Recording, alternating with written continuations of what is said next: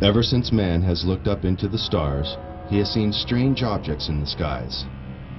But the search for proof of extraterrestrial intelligence has produced disappointing results. The best so-called evidence has only been a few photographs and film clips. But now, all that's about to change. Since 1985, more than 15 million Americans have reportedly witnessed unidentified flying objects. But despite the seemingly overwhelming evidence, mainstream science has chosen to ignore the subject. But now, for the first time in history, one of the greatest mysteries of this century is unraveling. A former government scientist has come forward to discuss the military's classified work on extraterrestrial spacecraft.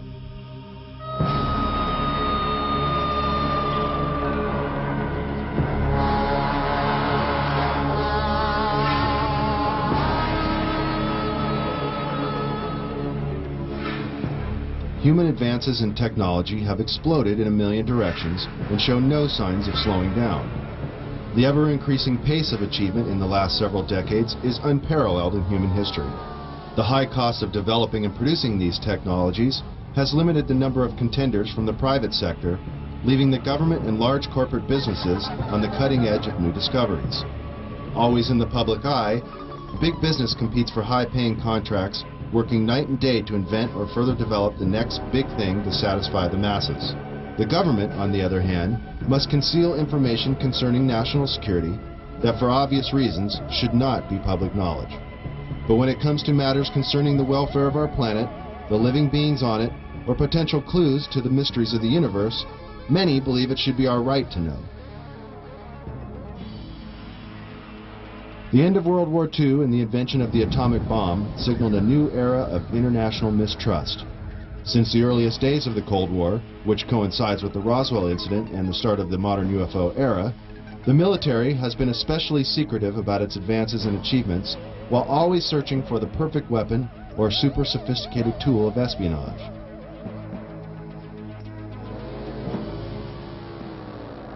High-tech surveillance equipment around the world, and even in space, has allowed global intelligence to see and be aware of many things that the common civilian cannot even begin to imagine. The military recruits many talented civilians when special expertise is required, and propulsion systems expert Bob Lazar claims he was one of them. In this exclusive interview, he gives his detailed account of his employment with the Department of Naval Intelligence at the top-secret facility known as S4, where, according to Bob, he was hired to work on recovered alien spacecraft. S4 is located 125 miles north of Las Vegas and 15 miles south of Groom Lake. This now not-so-secret military base at Groom Lake, Nevada, is known as Area 51, or Dreamland, as insiders like to call it. Born in 1959 in Coral Gables, Florida, Bob has lived much of his life in Las Vegas, Nevada. With degrees in physics and electronics from MIT and Caltech, he has dabbled in everything from chemistry to fireworks in an effort to understand the finer points of propulsion. He has even assembled a jet car with a 22,000 horsepower engine salvaged from a Navy F-3D Skynight that is capable of land speeds of over 350 miles per hour. Fate took a serious turn for Bob in 1982. Arriving early for a lecture at Los Alamos National Laboratory in New Mexico given by Dr. Edward Teller, one of the inventors of the atomic bomb, Bob was able to meet and talk to the famous physicist. Coincidentally, Dr. Teller was reading the local paper, The Monitor, with a featured front-page article on Bob, and the two struck up a conversation. Later, Bob sent Dr. Teller his resume for consideration, and soon after, Bob was hired by the Los Alamos National Laboratory. This Los Alamos-based directory lists Bob as an employee. By 1989, Bob was brought into the top-secret program at S4 known as Project Galileo. In the following interview, Bob reveals many details of this amazing experience.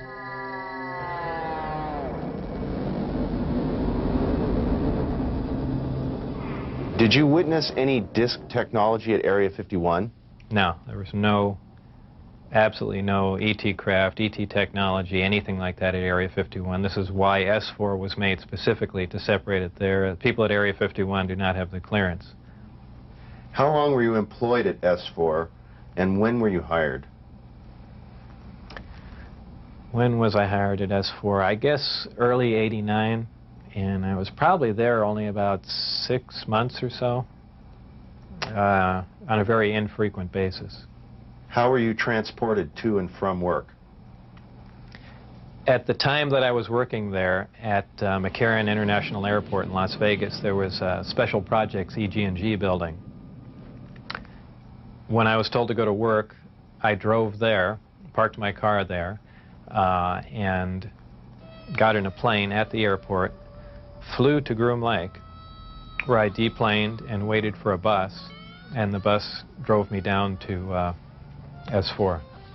The S4 facility is an area just off the Papoose lake bed, dry lake bed, and it consists of 9 hangars. The hangars have sloped doors on them with a sand texture coating. Around the opposite end of the hangars, there's the standard entrance where you're dropped off at, go through a security check, and inside there's a small complex. There's some office space, there's several laboratories, the hangars themselves, of course, and a few other places. I didn't have free rein to go wherever I wanted to. Everywhere I went to, I was essentially escorted, so that was really all about that I saw. Inside the facility, what was the basic layout? Were there underground levels? I don't think there were any underground levels to it, though there could have been. I don't think it was an extensive underground facility. It just looked like an installation that was butt up against a mountain. And I didn't see any evidence of any stairs going down, elevators, or but like I said, I don't know. There could have been, and I just might not have been permitted in those areas. It's difficult to really surmise how long it had been operational. Everything did look fairly new. By that I mean I don't think this installation was there in the early 70s. Nothing was worn. Things look fairly freshly painted, so as a ballpark guess, I would say it would really surprise me if the installation was older than 5, 7, 10 years, something like that. What agency is in charge of S4? Who controls the program? I was paid by the Department of Naval Intelligence, and what they're doing researching extraterrestrial craft is beyond me, but that's where my checks came from, so I can only assume that they were in charge of that. Did you see high-level government or military personnel at S4? No, not at S4. Anywhere in the overall facility at all? At Area 51, I believe I saw some military personnel, but no one I can identify or rank or. Is this research confined to the U.S. government, or did you see any international involvement? At one time, the Russians were involved, and supposedly there was some breakthrough made by our team. However, this project was split up, and right after that happened, the Russians were no longer permitted on the facility at all. And that's all I know about it. What was discovered, why they were kicked out, when they started working with us is all unknown to me. You were hired to replace a scientist killed in the project. What exactly happened there? Allegedly, obviously, I didn't see this, and I don't know it to be fact, but this is what I was told, that I was hired to replace one of a couple people that were killed while working on one of the reactors from one of the crafts. Apparently, they, for whatever reason, cut open an operating reactor, and the device exploded, killing both of them. The scientists that were killed there, allegedly the detonation from the explosion was fairly large. It would have rivaled a small tactical nuke. So it was done at the Nevada test site, and it was to be passed off as an unannounced nuclear test. Did you have any direct contact or communication with aliens? No, not at all. Tell us about the briefing files. Under what conditions did you gain access to them? I was put into the briefing room with 121 or 22 briefings and really was just told to sit and read through them. I think they were there just to mainly educate me on what was going on. They weren't a complete in-depth explanation on everything else, but just essentially a brief synopsis on some of the other projects that were going on there.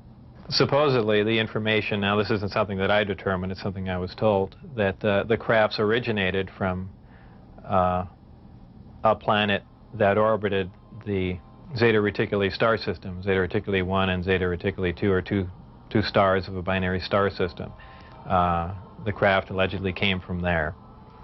One or two autopsy photographs I saw dealt with just a small photograph, a bust shot essentially, just head, shoulders, and chest of an alien where the chest was cut open in a T fashion and one single organ was removed. The organ itself in the other picture was cut and vivisectioned essentially. Showing the different chambers in there. This was totally unrelated to anything I was doing, but from that photograph it looked like what you see in UFO lore as the typical gray. So how tall it was from what I could see, I couldn't tell because I only saw a portion of the photograph, but if everything else you see is correct, I would imagine it was 3.5 or 4 feet tall. But there again, all I had to see was a photograph, and I didn't have much to go on. You mentioned these beings have historically interacted with man. How? What was involved there? Allegedly, this interaction has occurred since, man was a simian creature, and, there were genetic alterations made. How specifically did the briefings detail how the aliens manipulated our genetics over the centuries? It mentioned 65 or 63 corrections or additions to the genetic makeup that finally resulted in, a human creature. In an earlier interview, you had mentioned you saw what you thought may be an alien. Was it an alien? What did you see? What I had said and all that occurred was I was walking by a door that had a small 9x9 window in it, little wires running through it, and glanced in there, and there were two either technicians, scientists, or whoever they were, looking down at something. And what that something was caught my eye, and I never really did see what it was. A lot of people have asserted, well, there was an alien, and there are aliens working around there, and so on and so forth. I mean, I don't think that was the case. But who knows? I was, you're seeing all these fantastic things, and your mind gets going, and, you catch something out of the corner of your eye. Who knows what your mind's going to come up with? So I certainly wouldn't stand on that as fact by any means. What was the incident in 1979 that brought the alien exchange program of information to a halt? Again, this was a story that was relayed to me, and allegedly what happened in '79, there was some sort of information exchange going on where there were actual live aliens at the facility, and at one particular point there was an area where some security personnel went to enter, and apparently because of not the sidearms but the bullets in the sidearms, from what I understand, if they would have entered the area, the bullets would have detonated. And supposedly one of the creatures tried to stop the security personnel from entering the area, and a fight ensued. And the bottom line from the altercation was that the security personnel, I don't remember how many were involved, but were all killed, and they died of head wounds, and that's all that I heard of that story. What was your job description at S4? My official job description was a senior staff physicist. I don't know if I actually had that position when I was there, because I was there so infrequently. I wasn't supervising anyone, so that was the official position I was hired under. But whether or not I actually acted in that capacity, I don't know. What was the size of the staff working on Project Galileo? Well, there were 22 people employed there totally. And that was specifically for the Galileo project? No, for the entire project. Oh, I see. There were 22 people with majestic clearance. I had majestic clearance. Majestic clearance was designated as clearance 38 levels above Q clearance, and Q clearance is the civilian top secret clearance. When did you see your first disc? The first disc I saw, I believe it was the second, or I think it was the third time I was up there. Normally the bus pulled around to the opposite end of the facility, which was the main entrance, and that's where we went in. On this particular occasion, it pulled up to one of the hangar doors, which were normally closed, and the last one was open. We came out, and I saw the disc in the hangar. Upon seeing it, it struck me that, well, this explains all the UFO sightings. Not thinking that it was an extraterrestrial craft, that this must have been some advanced form of fighter that we've been working on for years, and people have just caught it being tested, so on and so forth. And it never even occurred to me, even though I was looking at an extraterrestrial vehicle, that this wasn't man-made. When did you realize the craft was not of earthly origin? Well, it probably really hit me when I got inside the craft and looked around and began to understand how the craft was operated, and finally grasped the whole project as a whole, as what we were doing, the fact that we weren't building this thing, we were trying to find out how it was made. We were back engineering it. What is back engineering? Well, back engineering is taking a finished product and finding out how the device or product was produced, and essentially determining whether or not you can duplicate it. Now, scientists aside, what was your emotional response? What were you thinking were the implications to the world or man in general from these revelations? I really didn't think about implications of that sort. As far as emotionally, people have asserted that, boy, that must have been the most exciting time in your life, and that's not the way it was. When I first got to look inside the craft, all I can say, it's an ominous feeling. You walk in there and it feels as if you shouldn't be there. I know that sounds kind of corny, but it's a real ominous feeling. It's not an exciting feeling. It brings up a whole lot of questions in your mind. Well, where did this come from? And you know that they won't give you the answers to the whole story, but that's the only way I can describe it. How many craft are housed at S4, and are they in fact all dish-shaped? There are 9, and their shapes vary. I only got to do a close inspection on one of them. The others I just briefly saw, and they pretty much varied. I give everything nicknames there. The one I worked on was kind of sleek looking, and I gave it the name the Sport Model. There was one that looked like a Jell-O mold. There was one that looked like a top hat. There was a disc that was turned up on its side, and it had a large projectile hole with the metal bent outwards on it. I can only surmise they were testing it to see if a projectile could penetrate it. Of course, it's just a guess on my part. But for the most part, they were pretty varied. How many times did you enter the disc, or did you only enter the Sport Model?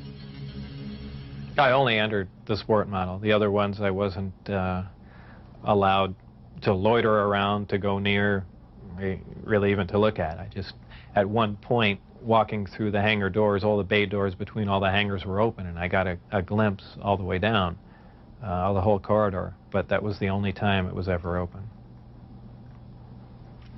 Tell us about the lower level of the craft, where the gravity generators are located. The lower level of the craft, the floor itself is hexagonal, little hexagonal squares, and the hatch, or if you want to call it a hatch, the access way to get in there, is an ingenious little assembly. It's a honeycomb structure, and if you put your fingers in one end of the honeycomb and push, all the honeycombs will collapse in on each other, making a hole. It's kind of a neat doorway, something that we could, use I don't know what for, but I mean, it's something that I haven't seen before, and it's kind of a novel idea. But a very efficient, lightweight, very strong access way. I had to hang upside down in there to see the lower level, essentially. And there were 3 large gravity amplifiers. These devices looked like about a 2-foot diameter, 4-foot long piece of pipe hanging by a smaller piece of pipe from the level above, and they can be independently positioned.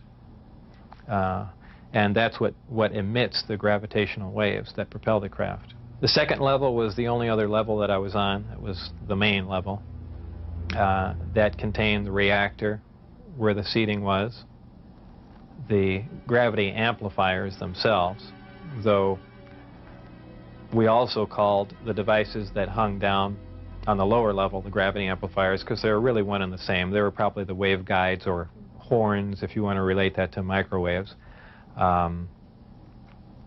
And really, that's about it. That's all that was on that level. So it's assumed this was not made for a human pilot. It would be extremely inconvenient for a human pilot. Humans really can't even function in there because of the ceiling clearance. The seats were so tiny. It was obviously made for a creature much smaller than a human. How does the craft achieve lift? It produces a gravity wave, which is similar to the gravity wave that the Earth produces. However, the craft phase shifts the wave. In other words, it turns the wave not really in an opposite polarity, but something to that effect, where it will work against the natural gravity wave of the Earth, and it produces a lift in that effect. Is there any internal protection for the crew? Does the craft generate a gravitational field inside the craft itself? Well, the craft generates its own gravitational field. Being inside that field essentially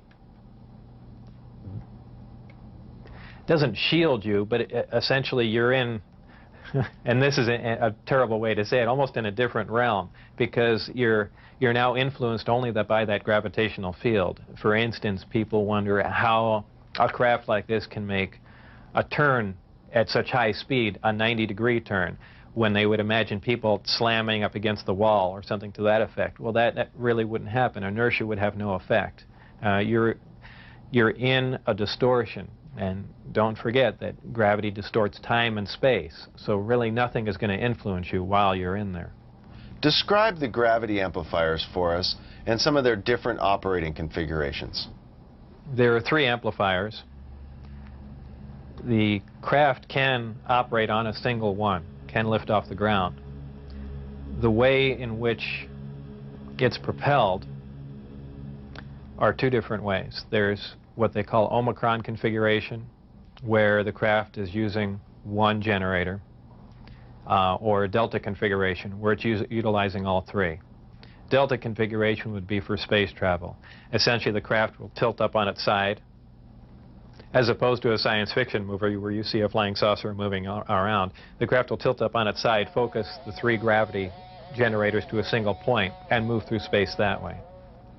Moving around a source of gravity is a problem to a disk because it's interference, essentially. So what they do is they work with that interference to their benefit.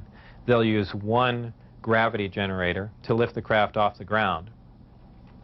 And as opposed to what we're used to, for instance, a plane, once it's in the air, we envision thrust or some force coming out the back of it to push it forward.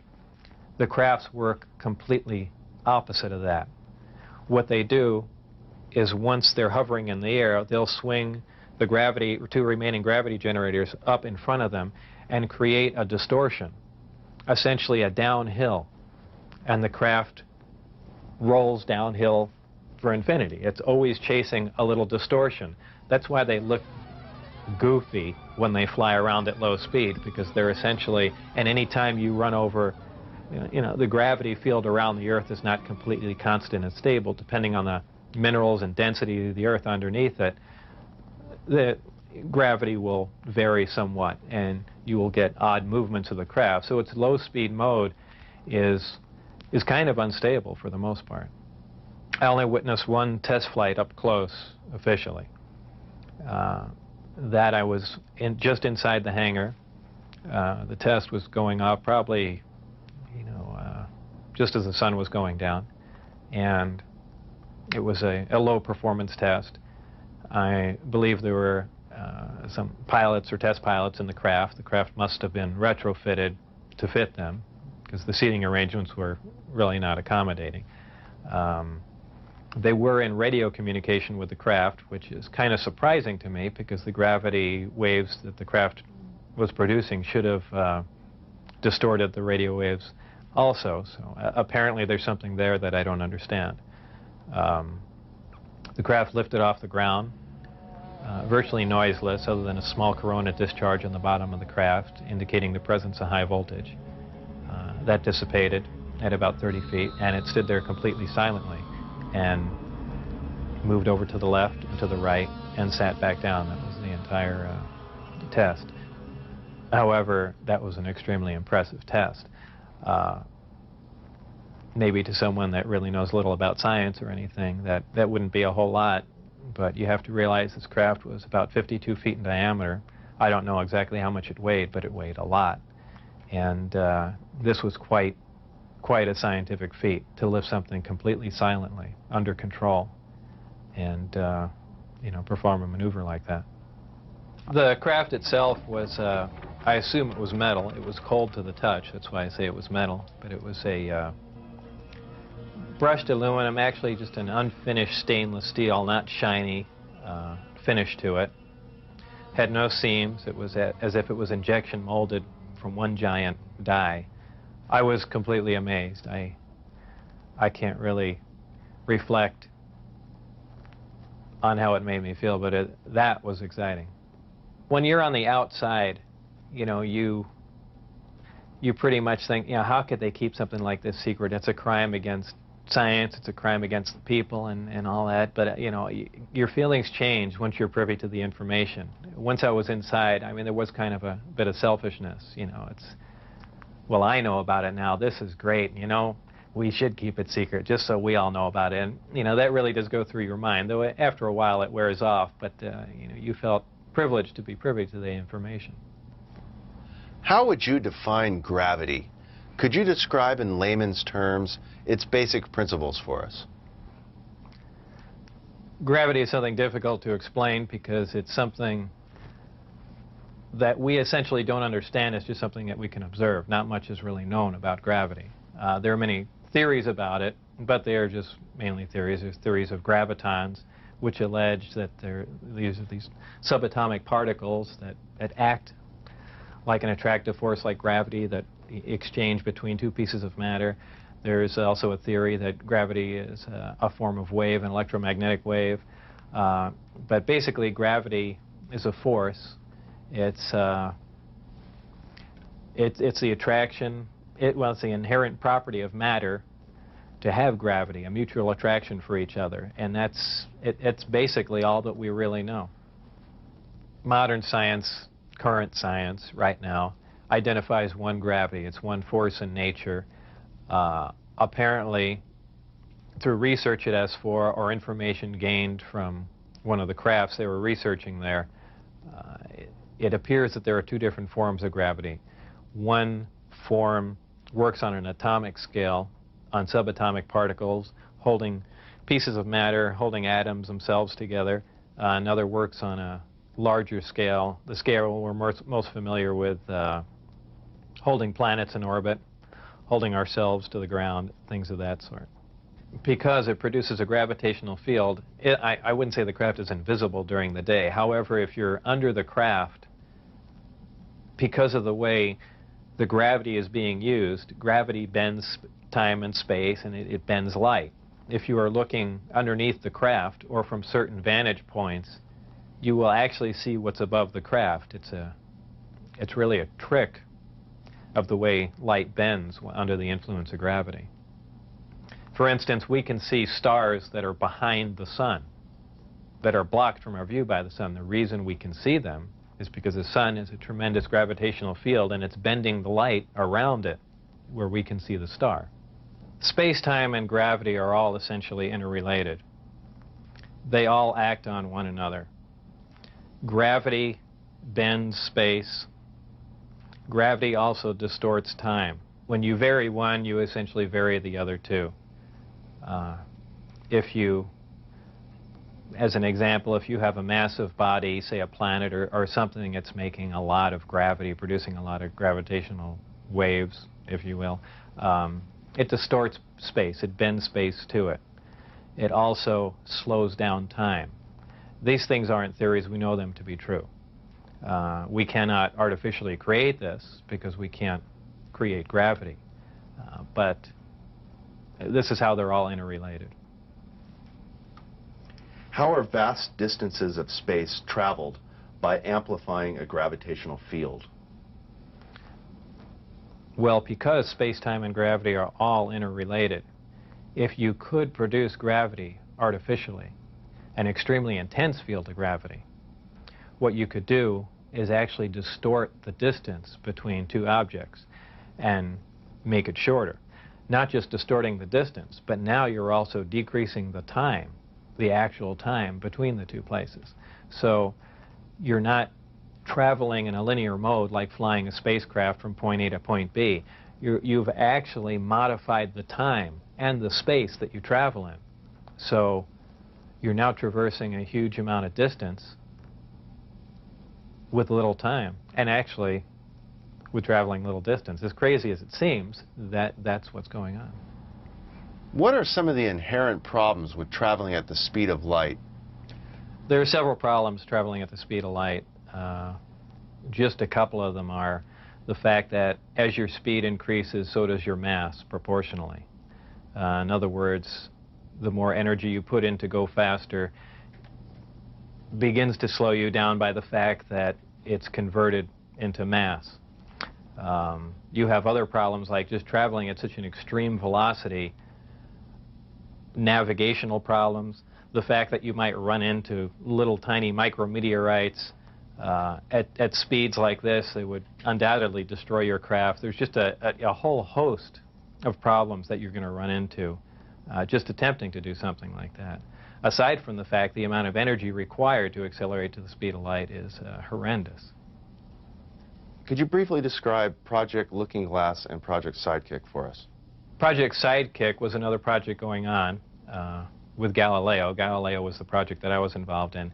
Sidekick dealt with any of the weapon potential of the craft, whether or not the craft had a weapon in it or could it be used as a weapon, but it had something to do with some sort of particle beam configuration where the gravity generator can be used as a lens to focus a weapon of some sort, similar to the SDI device we were working on in the 80s, but with the potential of a focusing device using the gravity generator. And Project Looking Glass? Project Looking Glass dealt with the distortion, the fact that there's a time distortion, essentially looking back in time, and by that I do not mean looking back years ago to see the wagon train days. They're looking for distortions that are milliseconds in time, and what that was used for, I don't know, but that was just observing the time, the time distortion, time dilation phenomena of the craft in operation. What is element 115? Is it found here on Earth, or is it strictly an extraterrestrial material? 115 is strictly an extraterrestrial material. It probably occurs naturally in some other places, maybe other star systems. Some people not familiar with science or chemistry say, well, that's ridiculous, all the elements occur on Earth, but that's not true. There are elements on the periodic chart that aren't found on Earth. I believe the Heavy Ion Research Lab in Darmstadt, Germany, has reached element 112 recently. So 115 isn't that far away. And when they synthesize it, it's not like they're making a couple ounces of it. They're talking about 1 or 2 atoms of it. To make any usable quantity of a heavy element like that is virtually impossible. Element 115 is in the top of the reactor. And the base of the reactor apparently is a small, something similar to a cyclotron. It's a particle accelerator. A particle is accelerated to high speed and then deflected up a small tube and it's aimed at the 115. This transmutes the 115, similar to the way we do that in a normal particle accelerator. This causes a reaction, a radiation emission that we really haven't seen before. It produces antimatter. This antimatter is guided down a tuned tube and reacts with a gas. When matter and antimatter react, they convert to 100% energy. This energy is converted, heat energy, is converted to electrical power in the reactor itself. This is done through a thermoelectric converter. And this electrical power is used to power other subsystems on the craft, though there is no wiring, as we would know it. Also, that's almost a byproduct of the reactor. The reactor also sets up a gravitational wave from the 115 being bombarded. This gravitational wave is present at the top of the reactor and is essentially guided in the same way microwaves are guided, through tuned tubes. And this goes to their amplifying cavities and through the projectors that are in the bottom of the craft. With the gravity generators running, is there thermal radiation danger to the crew?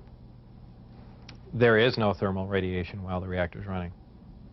The thermionic generator is 100% efficient, which is in violation of the first law of thermodynamics. But in fact, it works. Element 115 is stable. And for those familiar with chemistry, we know that elements with higher atomic numbers have shorter and shorter half-lives. However, when you reach a certain point, they call it the island of stability. There is a place, and we've theorized this for a long time, somewhere around 114 to 116, there should be an area in there where the nucleus of the atom is geometrically stable with protons and neutrons, where it no longer decays. It's not radioactive. 115 is, in fact, this element. In fact, it does occur again somewhere around element 247. Of course, we're nowhere near synthesizing that. We can only, predict things like that. But that's where 115 is. Did they, the aliens, give us element 115 in large quantities? Whether or not it was given to us, I can't answer that question. However, I was told that we have 500 pounds by one of my co-workers.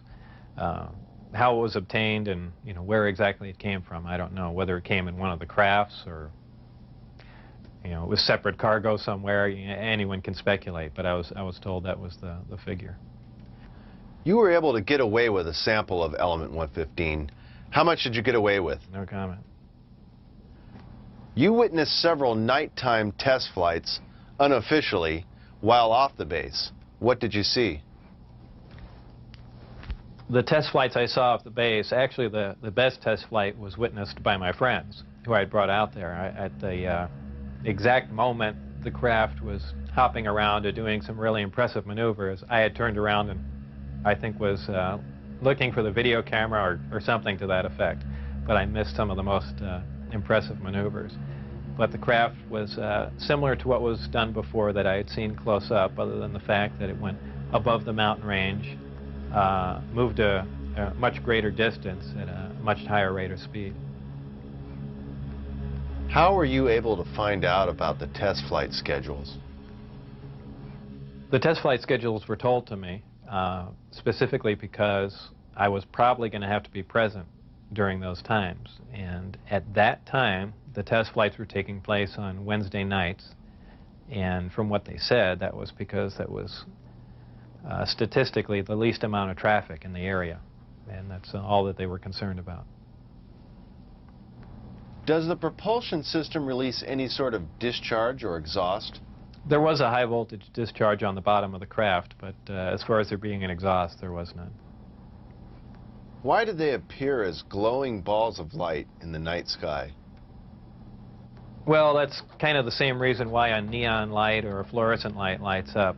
What you're dealing with is a high energy source in essentially a gas atmosphere, oxygen, nitrogen. And when you apply enough energy to a gas molecule, they emit photons. They emit light. And I don't think it's anything, it's really a byproduct of how the craft operates. When it's emitting that much energy, the gas surrounding the craft emits light, the same reason why lightning is visible. You have a huge electrical discharge, and the gas emits light in the form of lightning bolt. If you were going to see one of these crafts at night operating, it would appear really as a glowing ball or just a bright light in the sky from a distance. Even close up, you'd see a glowing halo around it. This is typically what you'd see in your normal UFO sighting, if you've heard them a lot. However, keep in mind that lights in the sky are caused by much more common things than flying saucers. Tell us a little more about the aurora you witnessed taking off out of Area 51. When I was leaving the Area 51 facility heading down to S4, there was a tremendous roar, and I have described it as the sound like the sky was tearing.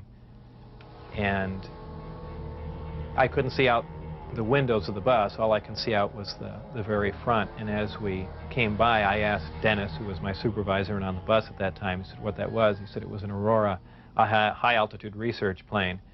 And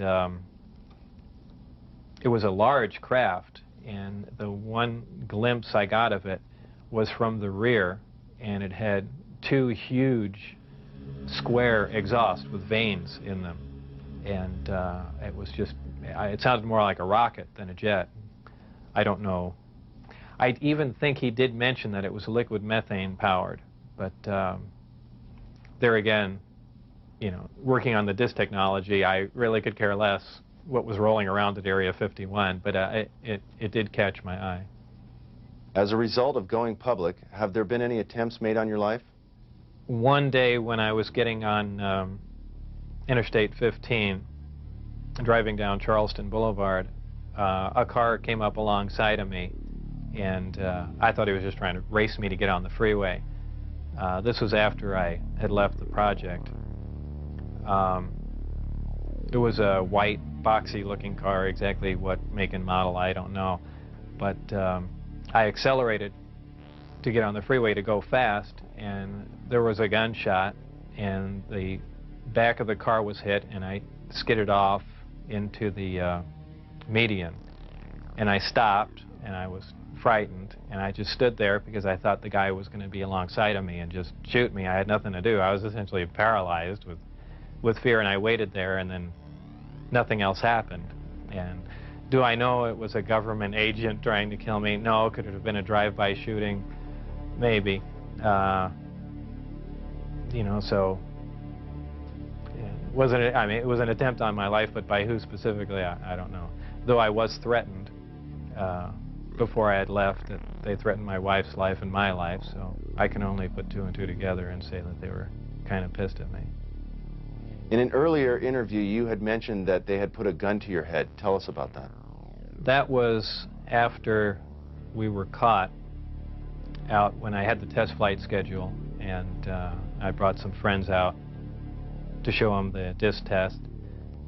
We got caught out there, and the following day I was debriefed down at Indian Springs Air Force Base. And I was in the room with the security guards that caught us, my supervisor and some other people, and some of the security personnel. Yeah, they were essentially grilling me about security and, how could I possibly bring people out there, and I guess I wasn't as responsive as they would like, and they got in my face, and one of them pulled a sidearm out and, just pushed it against me. Have you maintained any contacts with your colleagues out at S4? No, I never heard from anyone other than for a very brief time after I left. Dennis, who was my supervisor, did try and make contact with me at the meeting place was the Union Plaza Hotel, and I took a friend of mine, Gene Huff, down there, and another friend, a former colleague and scientist from Los Alamos, and we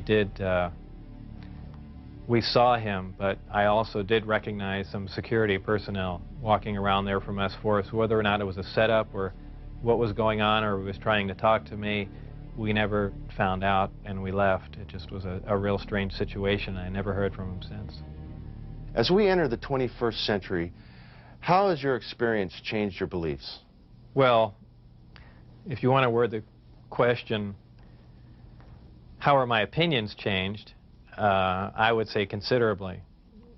Before I was at S4, I was more or less one of the guys that thought, you know, all these government conspiracy and UFO buffs and things like that were complete lunatics. I even remember before I was involved there, a friend showed me a little newspaper clipping. It said John Lear was giving a lecture who was touting that aliens from another world came to Earth and there's 70 different species. And I remember laughing on the phone that this guy had lost his mind.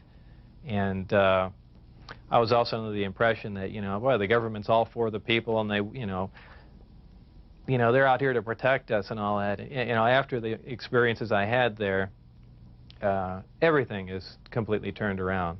You know, the government is doing everything but looking out for us. I mean, the only thing they're looking out is for themselves. You know, obviously the ET craft do exist. Something had to build them, so there must be aliens. And since there are and the craft are there, there must be some sort of factory and an entire civilization somewhere. And if in fact that is true, and it apparently is, then there must be others. Actual crafts and technology from another world. And that's probably the most important event in history. It kind of moved from science fiction into reality in my mind. And it really just, I guess, opened my eyes. The big thing is whether or not we can duplicate them. I mean, if we can understand what a device is or how something operates or what its physical makeup is, that's great. But if we can't duplicate it, it's useless to us. So there's really two phases to the project going on there. It's understanding what we're looking at, and then once we understand it, is can we duplicate it with earthly materials and earthly technology? And, you know, unless we've got a handle on both of them, all that technology is useless to us.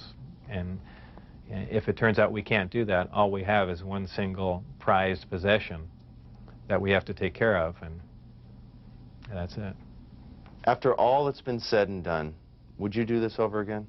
What would you do differently? I would probably have played along for a longer time.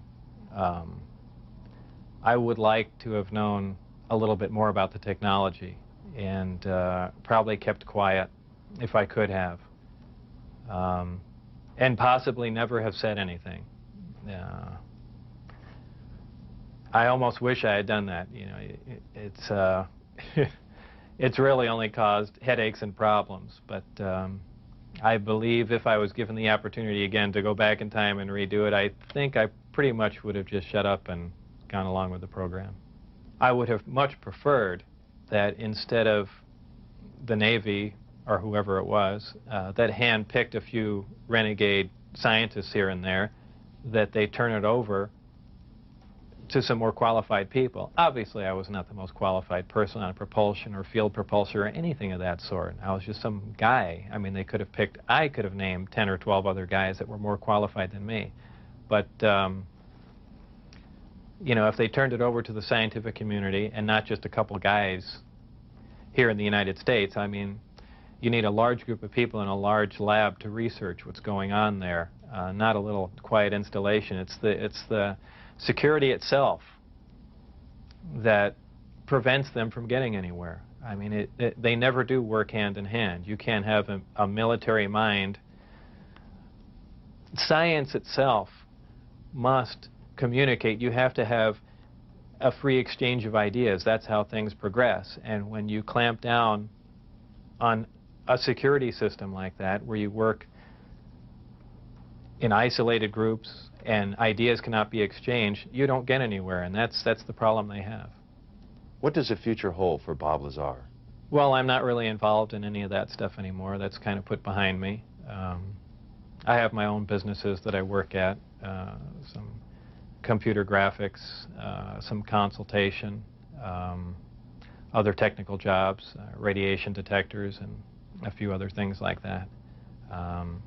So really I just go about my life, and that's, something that happened that was fantastic, and it's over, but it's kind of hard to shake it loose, but eventually I will, and that'll be that.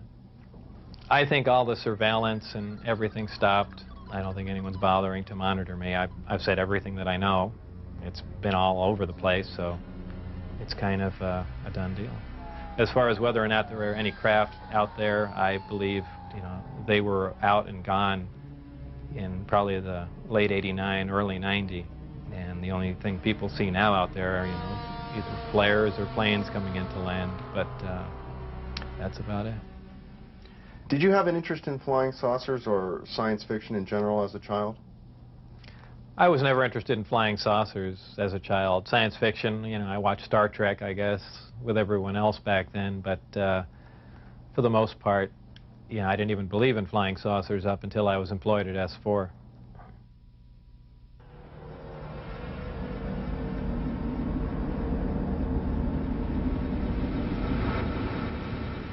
I couldn't help at one point in my discussions privately with General Secretary Gorbachev, when you stop to think that we're all God's children, wherever we may live in the world, I couldn't help but say to him, just think how easy his task and mine might be in these meetings that we held if suddenly there was a threat to this world from some other species, from another planet, outside in the universe. We'd forget all the little local differences that we have between our countries, and we would find out once and for all that we really are all human beings here on this earth together.